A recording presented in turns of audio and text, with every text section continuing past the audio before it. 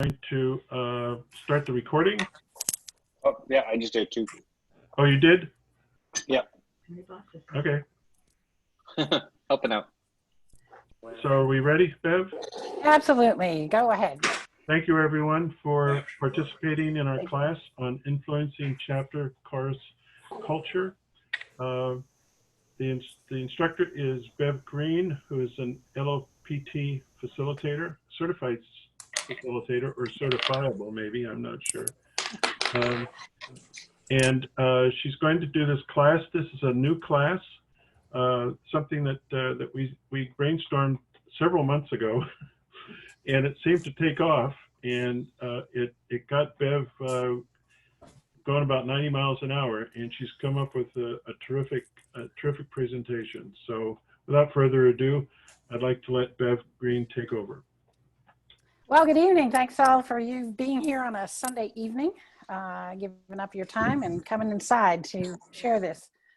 Corporate culture and business development is what I love to do most. I've been singing for only 6 years, but I've been part of the Barbershop Harmony family since 1992, when I went to work for a guy who was the director of the Asheville chapter. You talk about getting into a culture that I knew absolutely nothing about. I'd never even heard of barbershop, so that was my beginning. I am the only female facilitator in the society, which is interesting. But I've been part of this group of people and very involved for 20 plus years. So thanks all for coming. Influencing chapter and chorus culture. I want to say one thing real quick, and that is that BHS uses a chapter as an umbrella with choruses and quartets underneath. Any number of choruses now we can do with everyone in harmony. I'm familiar with Sweet Adeline's, who has chorus meetings and doesn't really consider their meeting night a chapter meeting, but rather just a chorus meeting. I've used the terms interchangeably here. People from BHS, please don't call me on it. I was part of the rollout of EIH. I do know the difference in BHS, but because we have a mixed group here, I just use them interchangeably. Sometimes you'll see both, sometimes you'll see just chapter or chorus. Whatever fits for you is what I want you to pay attention to. So, how is culture defined? It's the way we do things around here. It's the visible, the non-material beliefs, customs, values, symbols, and language that is what your course or chapter is all about, your organization, not even just a course meeting, but how your board of directors and all that. As opposed to the vision, which is your aspirational statement to achieve or accomplish in the future goals.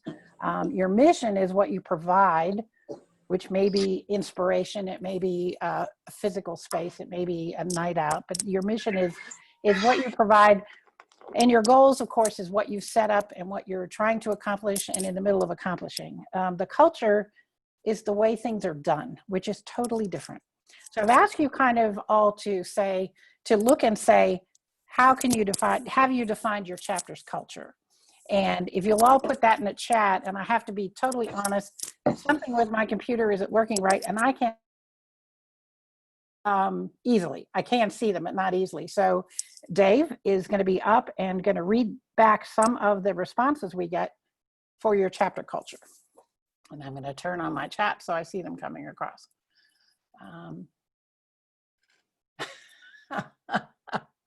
Okay. I don't know if everybody is reading the chats as they type in. Haven't figured it out yet. There's an honest answer.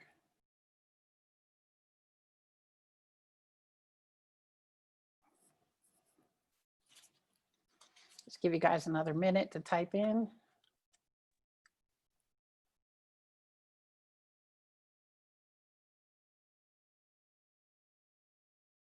Dave, you have anything to say as these go by? I can't hear you.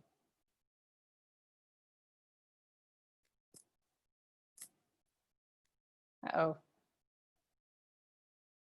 Dave, would you say something so I can maybe hear you? You're muted, Dave. I got There you go. Okay. a bunch of mostly tired old guys who like to harmonize together, but are losing their voices and their ability to memorize songs, and their desires to sing songs with challenging rhythmic patterns. We love our habits. The chats are all over the place. Yeah. And that is how you feel. That is what you think your culture is today. Okay, so what this idea is, and what we're gonna do next is go and look at what are the keywords that define the culture. Oops, and you shouldn't be able to see that. So I'm gonna ask you to switch on what you're typing in your chat right now and give me keywords that define your culture. And somebody did community service fellowship, family, social camaraderie. What else do we have? Yeah. Personal singing skills, musical excellence. Okay. Very friendly and cooperative culture. Okay.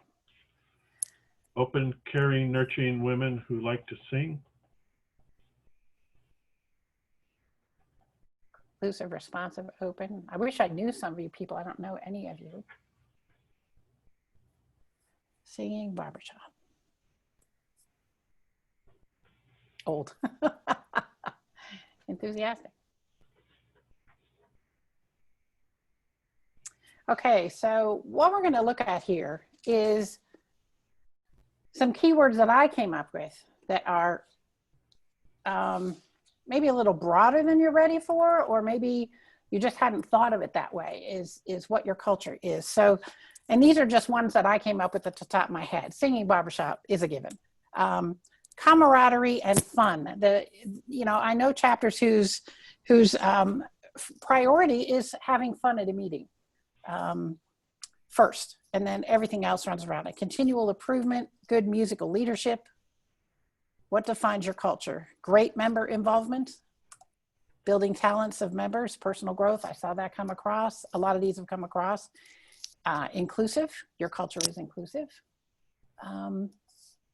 The fact that you're part of a larger organization, which I did not see come across, and that is part of your culture, perhaps, that you are part of BHS or Harmony Inc. or Sweet Adelines or the Mixed Barbershop Harmony Association, or any number of, if you sing in a couple different groups like choruses or church without the pandemic, this goes across all the organizations. Culture is that unnamed thing that we know about, but we don't talk about it and we don't control it most of the time. And so the important part is to figure out why it's important, why you care, why you should care, and what all it entails. So going on to the next one. Why is culture important to define, monitor, and influence? So I want you to, again, keep typing in the chat. Well, I would also tell you that we're going to come back to this one item later, because I want you to tell me why you think it's important to influence the culture of your chapter, to monitor the culture of your chapter, or even just define the culture of your chapter. And remember what you typed, read and see what other people wanting to learn more about individual expectations, growth, inclusive of everybody's desires. Dave, you want to read a little bit? Yeah, growth, to be inclusive of everyone's desires, unstated as well, to get everyone on the same page, vision and direction, keep things positive and working together in the same direction, defines who you are, okay, to keep people engaged in a positive way, know where to apply resources and energy to support the culture, member retention, to be inclusive so that everyone is on the same page and going in the same direction, okay, a couple of similar comments here. Emotional safety to help in tasking risks, agreeing on direction, I guess, I'm not sure of what. Culture changes over time. I like that one. That was Culture interesting. exists whether you recognize it or not, so you must like that one. understand it in order to influence for positive change. Very good, Paul. Culture is what keeps members happy and coming back. Allows to present yourself accurately to guests. That's what moves people to be engaged. Very good. Longevity or survival. It's best to do it on purpose because it's going to happen either way. Oops. Very good, Denise. Thank you. Gives a sense of belonging. And why define culture? To maintain peace and to keep everyone happy. Thank you, Paul. That was quite a, it would be interesting to have people raise their hands and see if they were surprised by what they just wrote. I can't see that. Okay. But if you can, Dave, I'd love to know how many people surprised themselves with those thoughts in the last 2 minutes. Okay, now if you want to raise your hand to ask a question, go into the participant screen. And in the lower right corner, I believe, there's a blue hand. And if you click that, your hand we'll see you raise your hand and we can ask you to speak.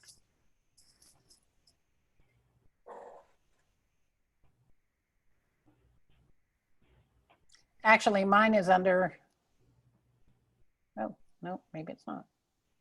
It depends what device you're on. Oh. I thought that's where it was. Why can't I see that? I don't know. I don't see it either. Mine is under As more. host, yeah, as host, you can't raise your hand even. Oh, okay. Mine is under the more button. There's a couple of smiley emojis at the top that includes it. Okay, Ed Fritzen has his hand up. Unmute yourself, Ed, and ask away.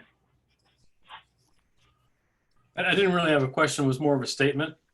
That I wasn't really surprised with what I wrote, but I am surprised and excited about what other people have written. They were much more eloquent than I was.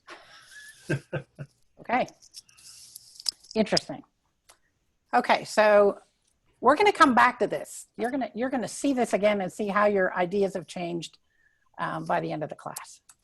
So, cultural value. What value or importance do you give the following? You know, the first part of this is all on you guys. Guys being women, men, whoever's on the screen. I can't see you. So take a look at this list and order and rank this list in your head, not by chat, just in your head. What do you think is the most important from this list? And the list, if everybody can't see it, general membership, director, assistant director, board of directors, board members, chapter president, VP music, VP marketing, visitors, potential members. So in your head, I want you to figure out the order of importance. Everybody there? I'm going to assume you're close because you'll see it on the next screen anyway. Ashley Lang has her hand up, Bev. So Ashley, lower, unmute yourself and ask. Sorry, just a quick question. In the vision of these questions, am I thinking of myself as one person or as I think the chorus sees those values now? Like as the chorus sees them or as I see them? Good question. That's a good question.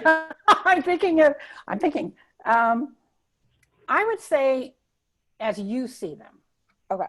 We'll do this as a personal development kind of thing. All right, thank you. Good question. Good question. Okay, so you've ordered them in your mind, and here it's kind of all mixed up. Okay, so your first question, and I would like people to respond in chat. The first question is, would everyone on your board of directors agree what is most important? Remember, the question was, oops, wrong way. What value or importance do you give? Rank this list as most to least important. So the first question then is, would everyone on your board of directors agree what is most important? Somebody said I don't see community or audience on the list, which, okay, that's a good point. Bruce says, I think they would. We've done a visioning exercise. Okay. Jesse says, no, not everybody on our board would not agree, but that's okay by me. Interesting. Don says, no, would put the director on top. Paul says, yes, director. Ashley says, our board would agree. Okay. Seth says, I think most of the board would agree. That's probably the most honest statement here. Most of the right. board would agree, yeah. Well, Seth can't lie, so. Mhm. No. Terry says, no. Visitors, Alan, Alan, excellent, good, glad you could make it. No, visitors higher than chapter member. Hey, Alan. Alan, could you explain yourself a little bit? Would you unmute yourself and explain that?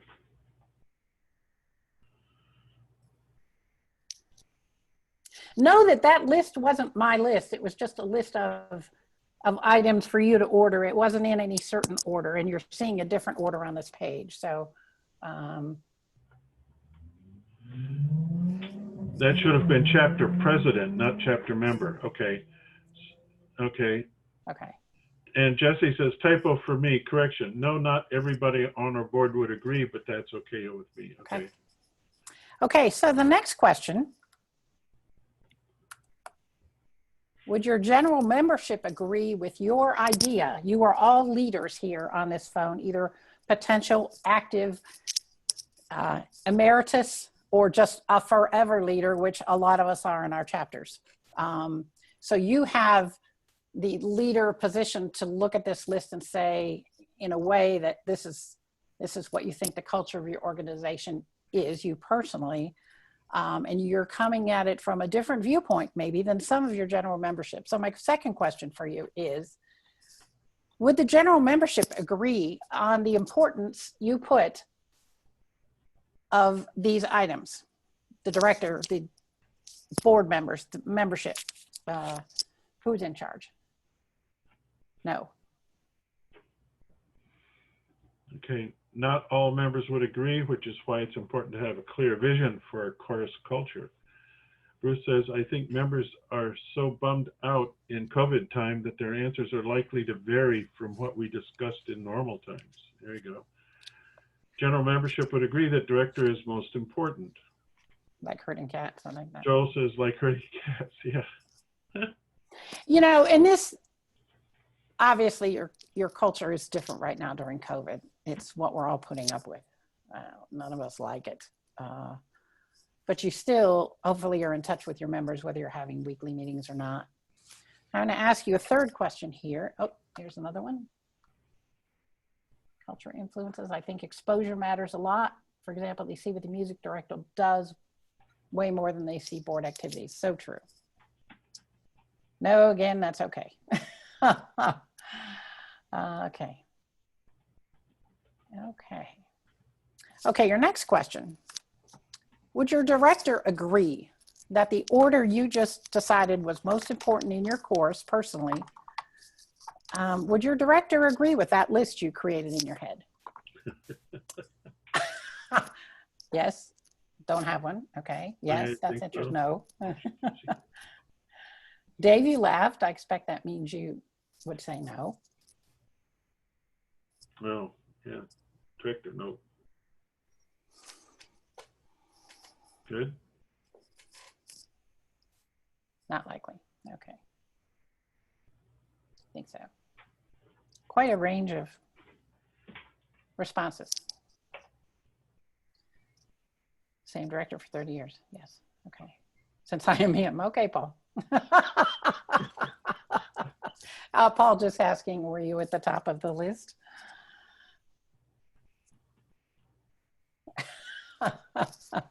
Okay, chat's getting funny.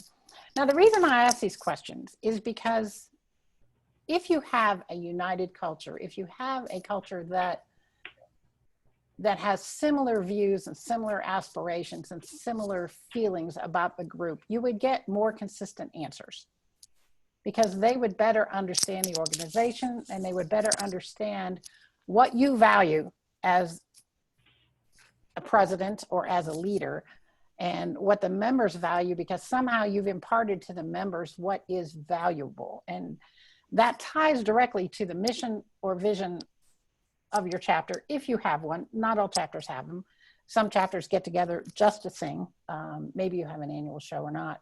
But The issue is, if I ask everyone in your chapter to give an elevator speech, would I know you were all from the same chorus? Is there any way that if I asked 10 different people to explain the chorus, that I would have, it's kind of like the blind man and the elephant. Does everybody remember that? You know, one guy touches the trunk and thinks it's a tall, skinny object. Another one touches the back of it. Another touches a leg. Sees this huge wide. When your culture isn't quite so obvious to people what is important to you and what values that you want to carry on, then you have like a blind man and elephant. You have all these different people, and they're all going to have different experiences, but they can't say to you, this is who we are. I take you back a minute to corporations. If you think of IBM, or you think of Procter & Gamble, back in the day, and I have gray hair, so I can say this, back in the day, Procter & Gamble was all about making sure their employees were forever employees. They had never laid anyone off. And that was part of their value, that was part of their culture, was that if we hire you, you have a job for life. Now, eventually that kind of went away.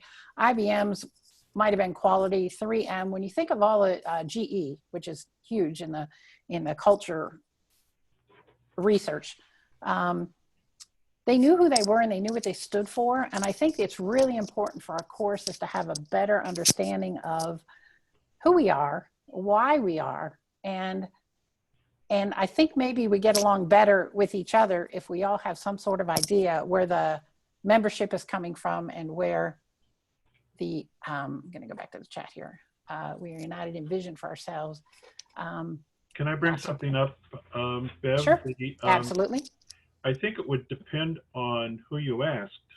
If you asked a group of people from a chorus and they gave you their opinion as far as culture and vision and so forth, I think you would get like 3 different levels. I think you'd get chapters that are that aspire to something that they're, and it shows their product, it shows their progression or their progress, as opposed to a chapter who is kind of stumbling around in the dark, but they're happy. Oh, they seem to know what they want, but I think it would depend on who you ask. oh, I'm talking about, I'm sorry, maybe I misstated that. I'm talking about within your course, if you ask 10 different people. Misunderstood. Yeah, I'm sorry. I really apologize for not getting that clear. I would hope that every chapter has a different culture. That's who we are and why we're together, and why, if there's more than one course in town, people pick and choose who they're singing with. No, I meant within your individual course. Thank you for asking that. Well, I think you'd still get a different response. I think some would say, You would, and that's the issue here. That's why we're doing this. Yep. Okay. So I'm going to switch over now.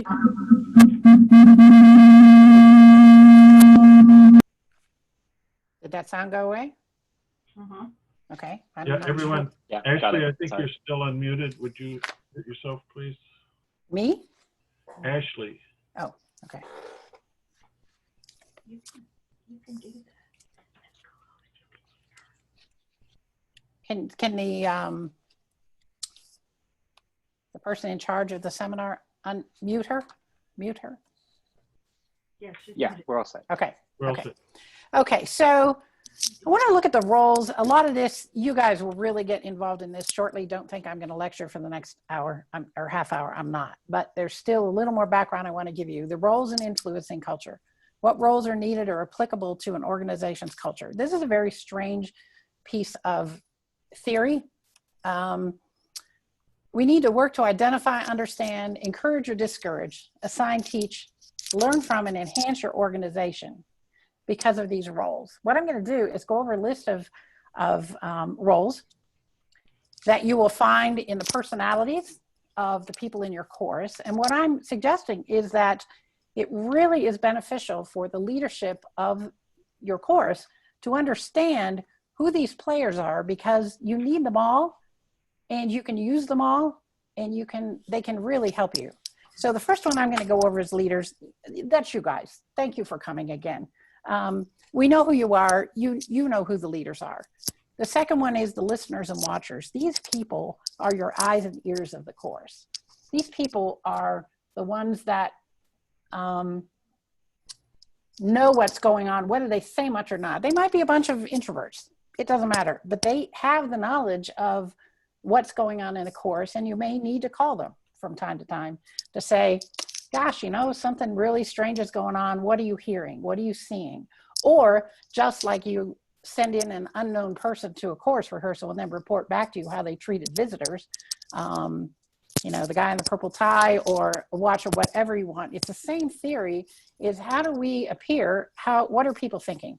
The next one is the storytellers. These people they bring your ideas to life. These are the people you put in front of the chorus when you know they're tired of hearing from the president or the director. You need a new fresh, you need a story to tell. You need to kick off a fundraiser. You want them to laugh. You want to get them engaged. You grab on your storytellers because they're going to be able to weave a tale to talk about your chapter or course and make it exciting. And these people can impart your vision and mission, and especially the culture. They are the keystones to your culture. You have whisperers. Whoops, it went ahead of me. These are the people that may be good or bad. They may be your closest friend or your worst enemy. They're the ones that spread the news very quietly among your course. It's good to know who they are because they may work for you or work against you. You can certainly help them work for you. They also have eyes and ears, but they are spreading the news. Your reporters they're going to call you. They're going to call and say, hey, did you know? And you know you can rely on them because they're going to keep you involved. The doers, you know who they are. They're the ones that do the risers. They're the ones that do the music. You just know who they are, and you can depend on them. The encouragers, and this is what everybody needs. And sometimes it's a storyteller, and sometimes it's not. Sometimes you just need to know who in the course is really good when the mood is down. Right now during COVID is a perfect example. You may need these people to keep your course on target. The specialists, those are the taskmasters. You know exactly who they are and what they're good at. And if you don't, you should. And the questioners. It keeps you honest. Those are the people that raise their hand and say, did you really think this through? Why did you make that decision? They're the people, if they're not on your board, you might invite them anyway to a meeting if you're looking at a new idea. They're the people that really get under your skin sometimes. I know this personality. This is my personality. I really like to question why it is you're doing things. So why is it necessary to identify them? Because your members have strengths and preferences besides what they're good at singing and what part they sing and how well they sing. You know who will have the information, who can influence, who can assist you. That's what this is all about. Know who the players are in your course. You can assign responsibilities with this knowledge. And it means you're paying attention to what's going on in your course. And you really also keep a bead on everything that's happening. So I'm going to put the list up here again so everybody can see it. One more. And I'm going to give you a couple minutes to raise your hand if you know how, or chat if you don't. And we've got about 5 minutes to talk about this. So Dave, if you see anybody raise their hand, please call on them. Yes. I have a question here before you get there. Yep. What is meant by the specialists? And those are the taskmasters. Those are the people that might be the ones that if you need marketing materials done, they're going to be the ones you go to. If you need music copied, if you need the librarian as a specialist, that's kind of how that answered. Hopefully that answered it. Okay, go ahead, Dave. Okay. Somebody brought up the idea that we're getting a lot of background noise from you. We think maybe your microphone is banging up against your necklace or something. But okay.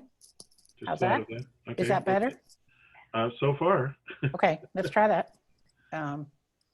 Anybody raise their hand to make a comment on? Not yet. Anybody have a comment? Anybody have a chat? Hold on a second. I have to go Okay, to the top Paul. here. Yes. Ashley, again, unmute yourself and ask a question. So when identifying these roles, is this something that like you pick, like you're thinking a board should do when a board starts assigning these responsibilities or paying attention? Or do you believe this is more structured as a chorus conversation, which would be more beneficial? My opinion is whenever you're going to bite off a big project, take a look at the members in your chorus, and the project may be, hey, we're all going to get together again and we haven't done this in a year. How the heck are we going to pull this off? And how are we going to keep the chorus together? Or right now during COVID. But I would say, especially when you're going to do a new project or change something, figure out who the people are that you can bring in or count on or go back and check in with, because they're the ones that have board members. Don't, well, you know, the leaders, you know, we don't know half of what goes on in the chorus. You're lucky if you do. But I meant in the definition of these roles. Like, so you're talking about. Oh no, everybody in the chorus. So talking with the chorus about who the leaders are and talking to the chorus. No. Who does the identifying? I would say it's kind of done by the board members or whoever needs to do that. I think the board as a whole would be better. Number one, it may initiate some discussion that's not good for public announcements. That's my question. Yeah, but then it also lets everybody, because if you bring your whole board together, you probably know better all the members of the chorus than any individual would. Yeah, because like in my chorus, we're having a real struggle between the members trusting the board or the members trusting the ed team. And so conversations like this, I'm looking for conversations that can influence our chorus to trust our board more. And I don't want back talk conversations like I said, identifying somebody as a whisperer may be a negative connotation. So it's not something I think, right, the chorus would have. It would be something that just it stays within the board. Yes, absolutely. You would never, I mean, everybody knows who the storyteller is. Everybody knows who the taskmasters or the doers are. They know who does your, you know, some of it's just obvious. This is mostly for you as leaders to know how to get information and how to keep understanding what the chorus is thinking and doing and what's going on. We can become so isolated, and out of total respect for the Barbershop Harmony Society in Nashville, they can get very insular. And I will say that most board of directors in choruses can get insular if it's a bigger chorus, because you don't know what's going on. You know what you want to happen. Paul has written, I'm not sure I agree, what's the use of having a president? Well, the president shouldn't be in charge of knowing this about everybody. There's more to, if a president's going to be able to do it all, you don't need a board of directors. So everybody has their specialty. Everybody has what they're interested in, what they're looking at. And it's just important to know that these personalities exist in your chorus. They're, besides being a singer or a lead or a tenor, there's other ways your chorus people are affecting the culture of your chorus. And if you kind of work to identify who they are, you might understand where some information is coming from, or where some ideas are coming, or what is happening, or why there seems to be something in discord. These are I'm not saying that all these exist in every chapter. I'm not saying they're all good. I'm not saying, especially if you have a small chorus, that everybody doesn't play all these roles or most of these roles. Introverts, extroverts play different roles. I'm just saying that the people in the chorus are so critical to your chorus, rather than just being singers. They influence everything. They're the ones that walk out the door and talk about your chorus. And talk about individuals in the chorus. So they may have something against one person, but sometimes that gets out and can be damaging. Does anyone want to speak out loud, raise your hand, or unmute yourself? And Jesse has an interesting statement. He said that he thinks it's important to note that influencing does not necessarily mean changing. Influencing can mean maintaining the organization structure as well. Maintenance can be as important. Absolutely. Don Fuse on maintenance can also be planning to consider what potential changes might look like as they sneak up on you without notice. Yeah. This is just, these are just some roles that you will find in your course that maybe you didn't think about, that maybe you can use or at least be aware of. And that's all. I mean, I'm not saying you have to do anything with this. I'm saying that it behooves you to know that there's information out there that you probably don't have. And if you've identified ahead of time who can help you, like a storyteller, who might know more than you do, like a listener or a watcher,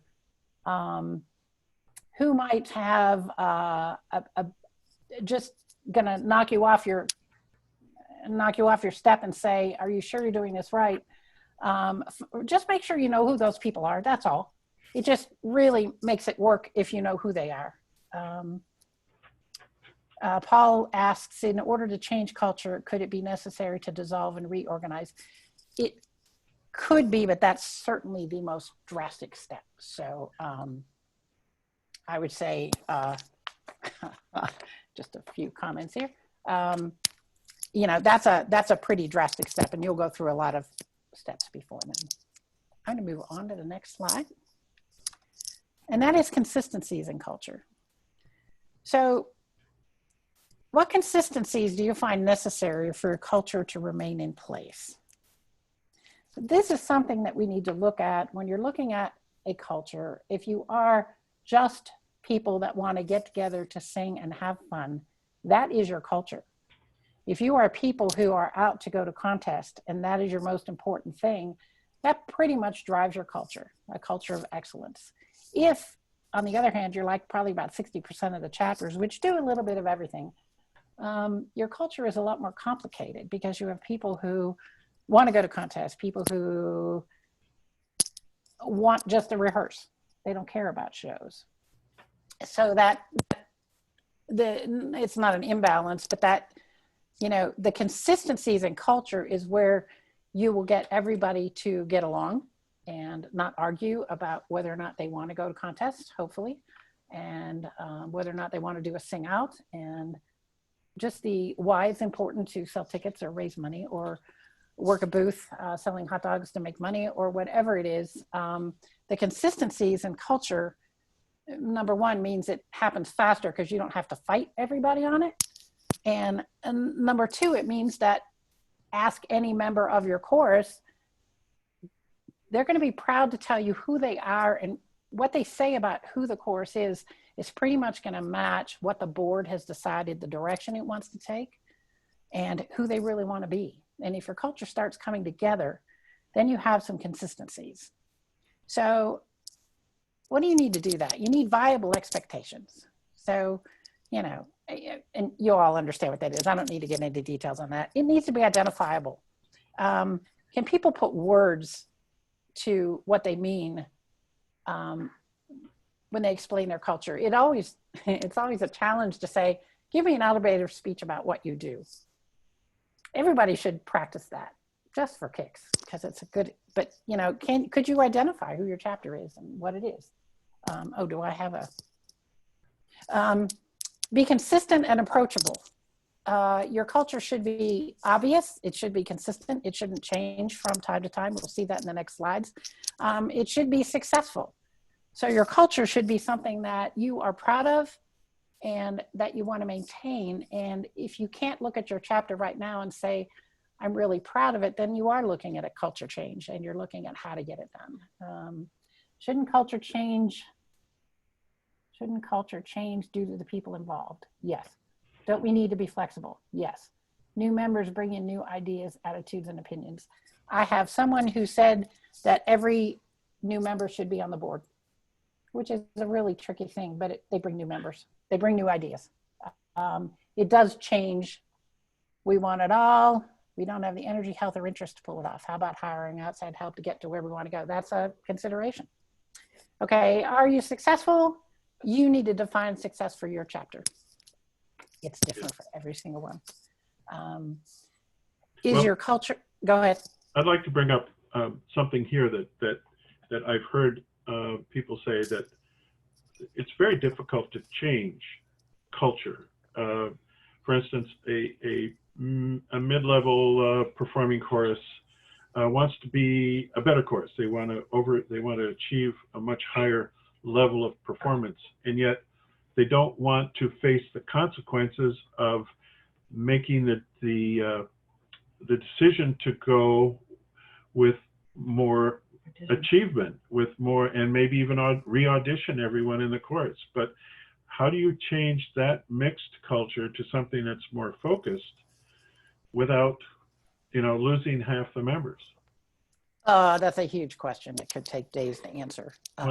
But you have to decide, when you look at your chapter culture, and I've lived this, so I'm it's what you want, what the president wants, what the director wants. Is that what the chorus wants? Is that who you want to be? Are you willing to pay the price to get there? Do you have enough people to help you get there? Do you need, now in BHS, with the chapters being allowed to have multiple choruses, it's a little easier to do. You don't have to go across the street and start a new chapter to get a different chorus together. You really have to decide, and your culture should be one that you make. If it is not right for you, then you have choices to make, whether or not you should be part of that. Somebody says, can invite, was told by more than one person the board meeting is the place to go to die. We think members join a chorus because they like the culture a chorus has, which is absolutely true. Where did that go? I can't find it. Versus wanting to come in and change the culture. When you live down south, like I do, everyone moves here when they retire. Not everyone, but people move here when they retire, and then they come to the course and say, well, we did it this way. And it's like, yeah, but you're in the South now.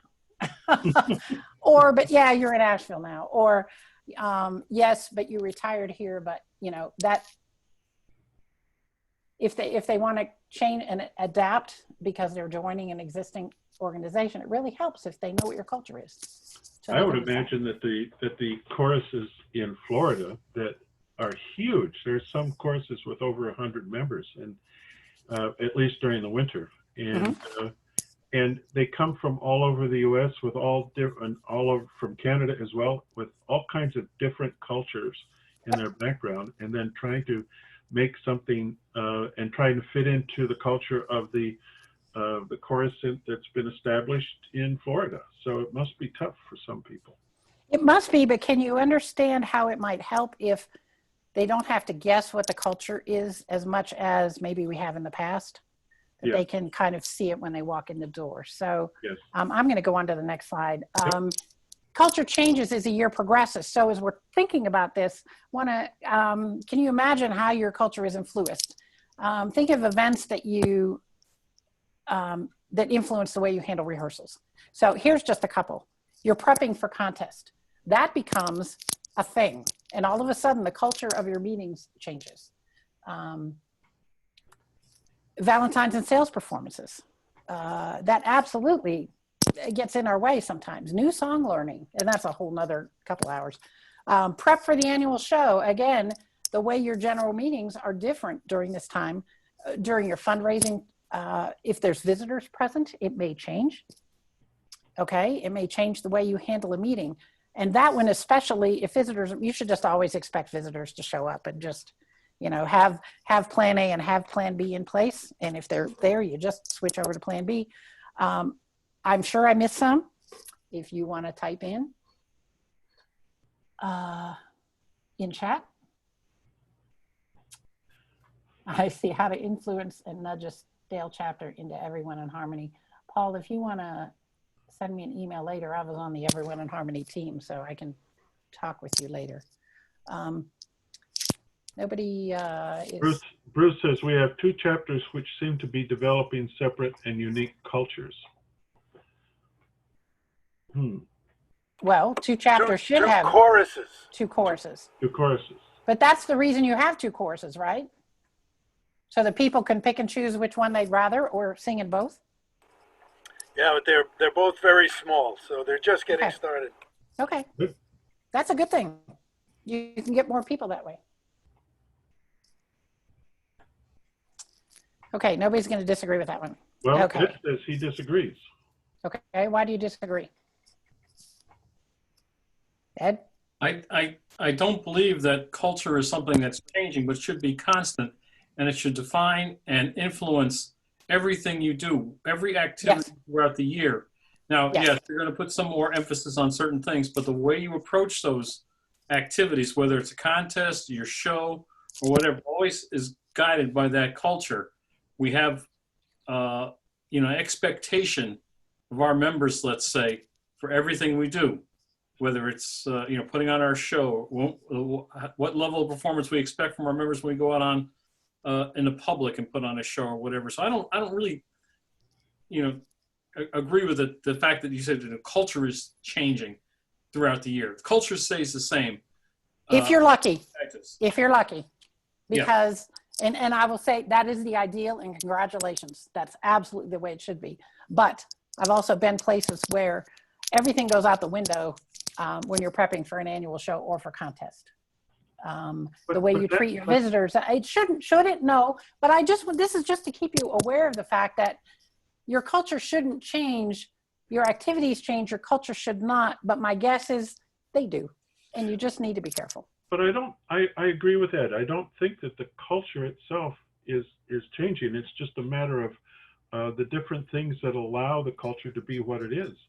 That you have all these other different things, and you make you put resources into particular projects, but that's part of who you are. Okay. Rather than something that's with no pulse, and they don't do anything, and nothing. There isn't any reason for the culture to have any influence on anything. But I understand, and I think I agree with Ed. And Okay. Yeah. Okay. Okay. Next piece, Paul Ellinger. Probably at least half of you know who that is. He has a course philosophy that he uses in his teachings. Move to think, to feel, to be. He teaches performance sphere as a journey from think to feel. And now, with all this lecturing about the structure of culture and what culture is and how culture can be formed and how you can keep a beat on the culture, I want you to move from thinking about culture to feeling the culture of your course or chapter. So how do you feel when you leave a meeting? Hopefully it's joyful. Hopefully it's not frustration. Hopefully everybody's laughing and had a great time. So that's where I want you to go. And what we're going to look at, why culture is important to monitor and influence with the feeling turned on in your head. Okay? So this is what I asked you in the morning, earlier, not in the morning, about a half hour ago. Why is it important? And I don't know what you thought, and I don't know what you wrote, but these are some ideas. It's important so there's consistent identity across the course. So it's identifiable to the outside community. It reduces surprises to leadership and membership. They are known standards. And this can be as something as small as riser etiquette, or who takes a water break when, to who goes to contest and how people share rooms and if they do. Goals are more easily attainable if you know what your culture is, because you're not arguing so much over the goals. Somebody had a perfect example of what if we wanted the chorus to be a better chorus. Oops, it's going all by itself here. Let's go back to, I have control. Known potential activities and variety is available. So if you feel that a need to enhance something, you have a list of things you can pull on. Structure makes it easy to approach leadership because people understand the culture and they understand you understand them. It should be easy enough for everyone to approach leadership and say, I got a question, instead of the culture of the chapter being restricted. Welcomes conversation due to openness, same thought. It builds community from within. That's what culture can do for you, okay? So it's time for breakout rooms. And are we gonna do that, Dave? Do you have that? Yep, okay. Diane, so hold on a second. Yes, Diane has that set up. How long do you want them to go? Thank you, Diane. I'm saying probably around 10 minutes. We're gonna put you in how many breakout rooms? 8. Okay. They will And be, what they will be random. They're so- random, right? And the question is, what is your role or responsibility in setting and developing the course's culture? Okay, so this is a personal question, but it is seen through the eyes of being a leader. What is your role or responsibility? I've got it on here about 8:04. We're going to bring you back out of the breakout. You'll get a notice. So if everybody, Oh, do you want someone to be the spokesperson for the? that's right. Pick a person to give a brief when we're done, so that each group has something to tell us about what they think the most critical roles and responsibilities are in setting and developing the course's culture, how you can influence, how you see yourself as being able to influence the culture or fix the culture or just bring the culture out into the open because people haven't a clue. So Okay, hit the button. here we Thank go. you. Okay. Bye. So, Hey, Dave, can you manage having every breakout kind of summarize what they're up to? Diane closed them. And for some reason, I'm not sharing my screen right now, which is fine. So Oh, I don't know how you name the groups, but go for it. Just 1, 2, 3, 4, 5. Numbered. just numbered 1, 2, 3, 4, 5. Just somebody from each group. Yeah. Unmute yourself and give us a quick rundown, please. Group 1. And Group thank you. 1. I was group 1. So we talked about different ways to influence your chapter as a leader. One of them was talking about doing it by setting an example. That was kind of my view is, you know, if my chorus culture is being a family, then we treat each other with respect. When we fight, we talk about it. When we get over it, we make up. We also talked about a good leader influencing culture by being willing to make mistakes and trying different things and talking things out, and being a good conversation goes a long way. So having the group conversation with your chorus. Dawn's quote that I'm going to give him is failure starts with FAIL, which is first attempt in learning. So I really like that. I think that's worth stealing. And the idea of just being there and being who you want your culture to be, and whether that's reaching out. And we talked about the buddy system. So if it's personal responsibility and bringing your members up to working at the level of improving your performance, whether it be on the competition stage or community stage, taking responsibility and helping your other fellow chorus members find that responsibility as well, and just working as a team. Thank you. Okay, number 2, that's me, I guess. We talked, two people talked about transparency in as far as what the culture of the chapter entails, and has found it to be very beneficial. It still instills confidence in the people that have roles in the chapters. And I thought that was a huge comment. Self-examination. One lady talked about the chapter had a weekend of self-examination with someone from the outside that came in and talked about chapter culture, and it had a huge impact on their chapter life, and nobody left because of that.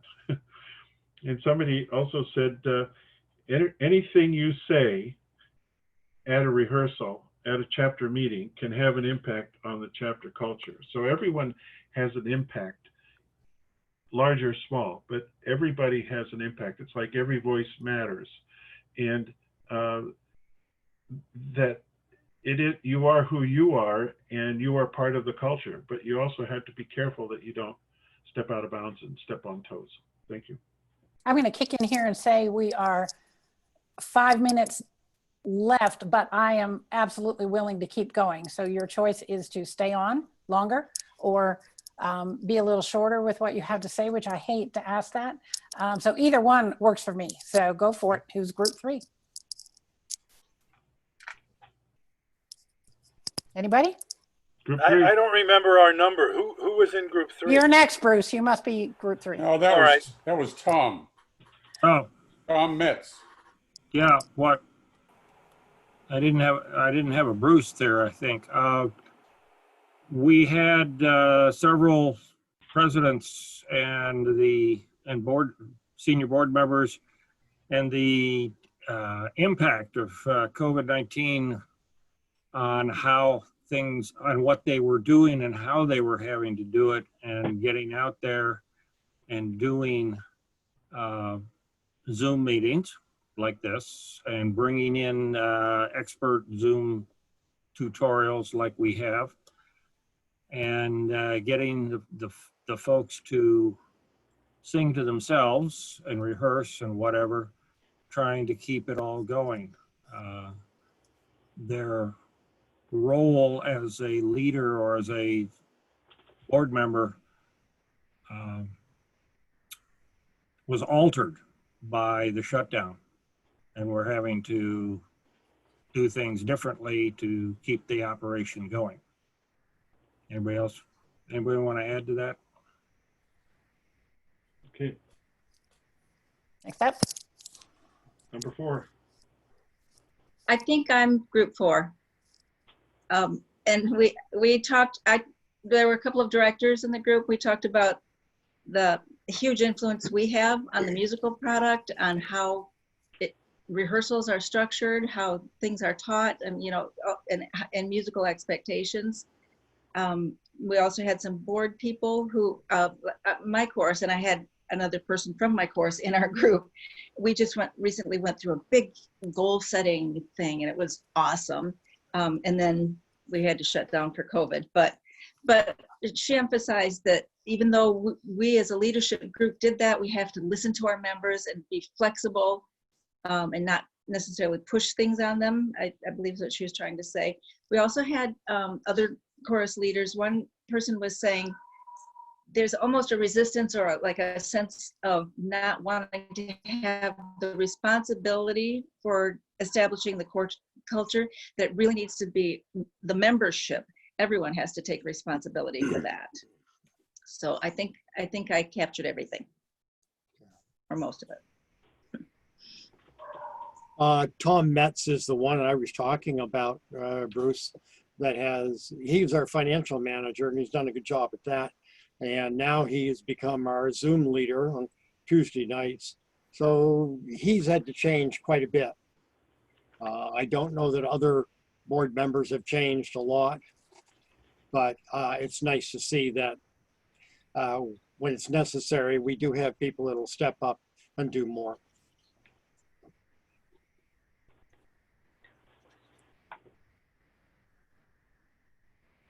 Next. Number Okay. 5. Okay, group 5, okay. A lot of what we talked about, everyone else has said. Once you establish the culture of your course, make sure you live it. If it's friendly, if it's whatever it is, make sure that what you do as a leader exemplifies that. Set a good example. If you're, say, on the music team and you have standards of learn your music by such and such a time, make sure that you're doing it so they're not getting a mixed message. Be consistent. Also, open communication. We also had someone come in to help us set up our chorus culture. But to do that, you have to find out what members want. So we often have feedback surveys to have them, giving us information. Also, suggestion boxes, but to make sure that you give back that communication. Like, I've heard you, I think I'm understanding you, and then feed that back so that everyone sort of is on the same page. Sometimes as a team member, you think you're communicating well, and then you find out for your members, maybe not so much. So really open communication. So you know what the course culture is, what do the members want? That's it.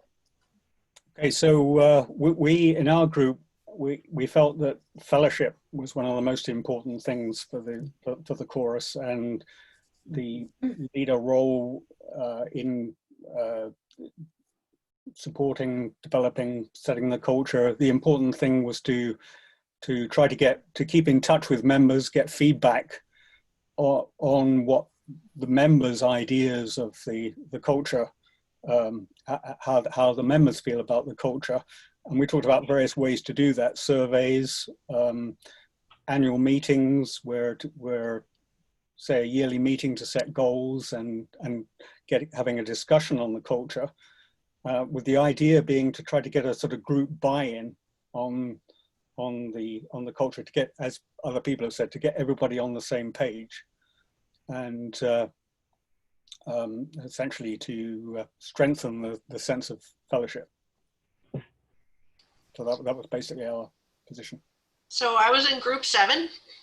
We had a couple of chapters represented who have been around for a while, and the leaders felt that there was an established culture that is pretty ingrained with sort of this is the way we do things, this is the way we've always done things type of mentality. And they were really kind of struggling with figuring out how they can influence their culture. One person mentioned that as board members, they have influence over the culture in things like the way the chapter spends its money and how they focus, things that they focus their time on, and that those types of things will have an influence over the culture over time, and that board members need to remember that. And then we had one person who said something that we all resonated with, which pretty much said that you can't change the culture, and that the leaders aren't responsible to change the culture, but they are responsible to periodically bring up to the chapter that the chapter members should be thinking about the culture and shaping it the way they want. And so it's important to ask the question so that our members remember to think about, this is what our culture is it really what we want it to be, or do we want it to be something else? And that's really the way you would produce change in your culture. Okay. So I have to assume that we were group 8, if that's the last group, right? Yeah. So we talked particularly, we focused on who were the influences of culture. And during COVID time, we said the people who are running the Zoom meetings are really the ones who are in charge. And we talked about the dynamism of the Zoom person or the dynamism of the director, keeping the sort of the thin thread of the fellowship together. Our chorus, we have 2 choruses in our chapter, one new and new younger group, and one the group that has been around since the 80s. And what we focused on is to get us out of the limitations of Zoom. And luckily we have one member who's pretty high tech, and he's has the means, and so he has invested in a series of mixers that will allow us to put 16 singers through the mixers so we can sing simultaneously and hear simultaneously what's going on, which then gives us the ability for the director to give feedback to the chorus as a whole. It allows us to rehearse rhythm, complicated rhythm songs, which we really can't do individually in all our places.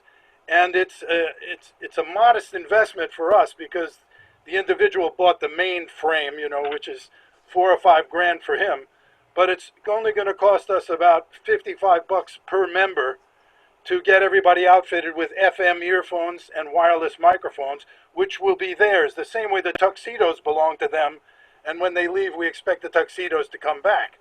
So that's going to be our next step, because I think singing together is really the thing that has kept us alive all these years, and without it, I don't see the thin thread of Zoom alone maintaining us.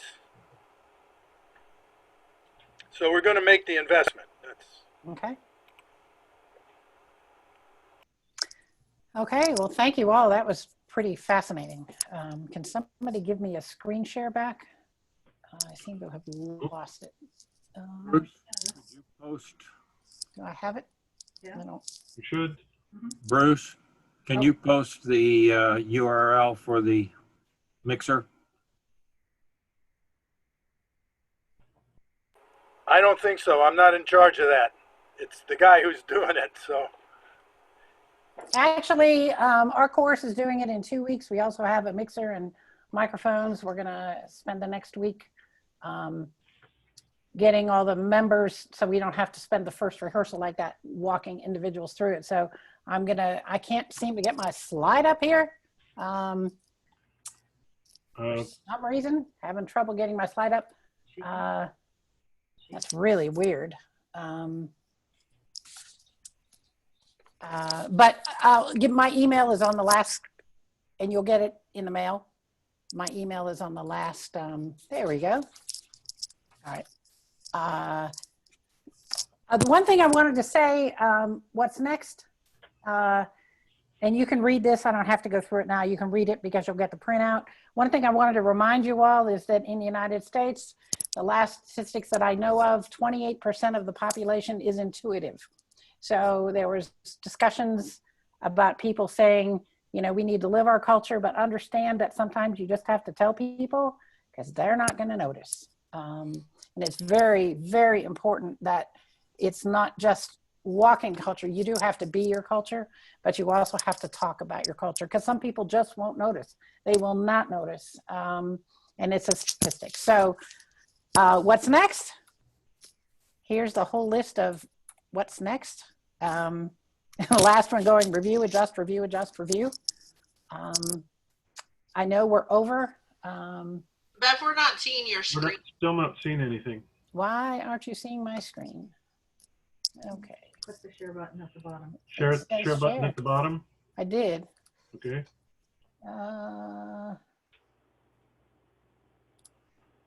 Share screen. Huh. Well, I see now. share. There we go. Now you see it? Now we see an ocean view. Yeah, okay. So let me get to the bottom of this, to the very last slideshow. Okay, there you go. Okay. So these are the things that are next for you. It's not just turn it on. There is, you know, there's a plan. Make sure after you prioritize what items that you wish people were better about, because that's really what the culture comes down to, is who you want to be and how you're going to get there. Review your timelines, figure out how you're going to do it, and go for it. And I want to thank Dave and Diane for running this show tonight. And there's my email, beverly.greene83@gmail.com if you have any questions. I'll include that in my follow-up letter tomorrow. Okay, and like I said, our course is trying out the microphone, so if you want some information, let me know because I'll be part of that. And thank you all so much for being here tonight. What fun. Thank you, Bev. Thank you very much. Okay. Just want everyone to know, I'll be sending out an email, follow-up email tomorrow. We'll have a link for the recording if you're interested. I'm asking Glenn to make that conversion to YouTube for public use. And you'll also be getting a survey, which I would really appreciate if everyone would respond to. And I'm also going to include the chat and also Bev's slideshow, so everyone can get and see what we were seeing tonight. So thank you, everyone. Thank you, Bev. It's a delight to work with you, and we'll be seeing lots of Bev in the next several weeks. She'll be doing, I believe, 4 more classes, 4 more sessions. And, right, but next week is not me, it's Katie again. And Katie again with social media. And, right.